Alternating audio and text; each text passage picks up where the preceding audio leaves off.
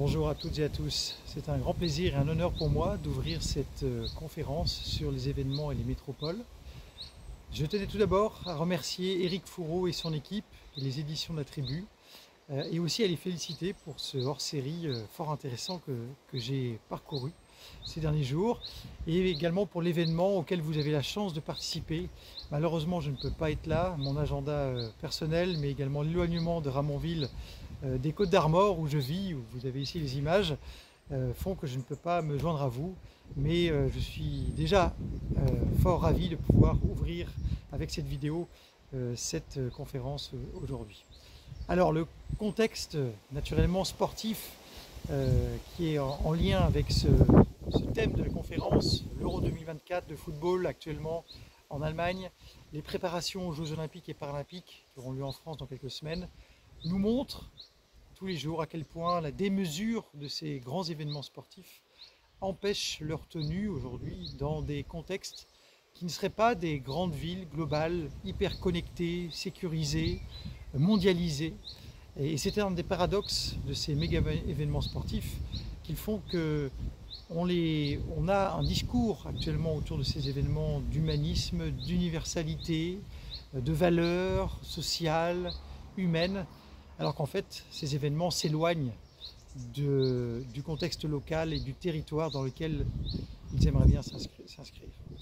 Alors dans l'évolution de ces grands événements sportifs tels qu'on le voit depuis quelques décennies, je tiens à souligner trois écueils majeurs et dans leur intégration aux métropoles.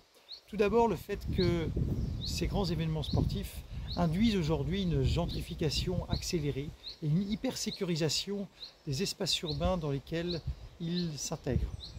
On voit également que la préparation de ces événements se réalise avec une gouvernance qui est de plus en plus autoritaire, opaque et qui exclut les populations locales.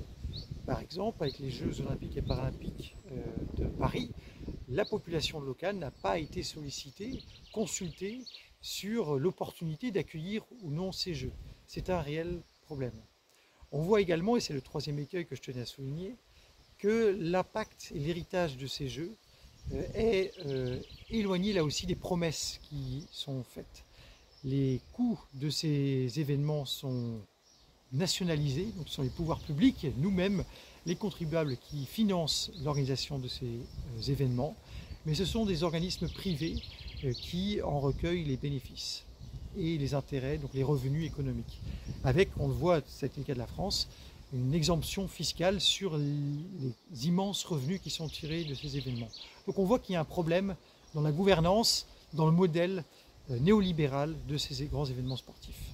Pourtant, ce modèle tel qui nous est imposé aujourd'hui n'est pas une fatalité. Il ne doit pas être considéré comme une fatalité, alors qu'aujourd'hui, on pressent que le modèle actuel, finalement, c'est un modèle qui est obligatoire. On pourrait imaginer des événements sportifs qui soient beaucoup plus proches de leur population. Et c'est la recommandation que l'on pourrait bien sûr émettre auprès des autorités. La recommandation également qu'il faudrait voir appliquée dans l'avenir pour avoir des jeux qui soient réellement durables, ça serait de revisiter la gouvernance et la relation qui est faite entre les propriétaires de ces événements, qui sont les comités olympiques internationaux et les fédérations internationales qui détiennent la propriété de ces événements, et les hôtes de ces événements qui sont les villes et les pays qui vont les accueillir. Ce n'est pas à ces autorités privées, d'ailleurs souvent hébergées en Suisse, des associations comme le CIO et les fédérations, qui doivent imposer leurs conditions à des États souverains comme la France, comme c'était le cas avec la préparation des Jeux olympiques et paralympiques. C'est bien aux États hôtes d'imposer un nouveau cahier des charges et permettre à ces événements de prendre en compte l'avis des participants, mais également des innovations, des initiatives, des idées qui émanent de la population locale.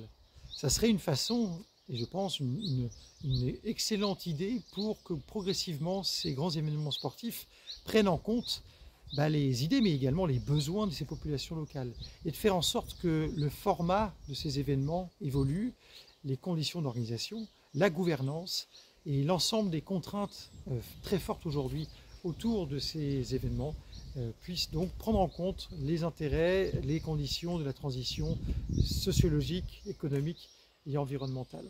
naturellement, il faudrait que ces événements puissent avoir lieu de façon réduite, qu'on n'ait pas des dizaines de milliers de spectateurs, de journalistes, d'athlètes qui viennent sur un territoire extrêmement restreint et qui est déjà, comme ce sont des espaces urbains déjà densément peuplés, qui est déjà très contraignant.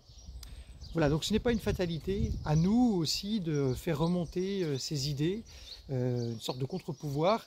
À l'heure aujourd'hui, on voit que la liesse populaire autour de l'euro, des Jeux Olympiques, l'hypermédiatisation et la commercialisation à outrance empêchent finalement toute discussion, toute prise en compte de points de vue alternatifs et finalement de contre-modèles, d'évolution positive pour ces méga événements sportifs et pour leur intégration dans le tissu urbain dans lequel elles sont aujourd'hui finalement imposées.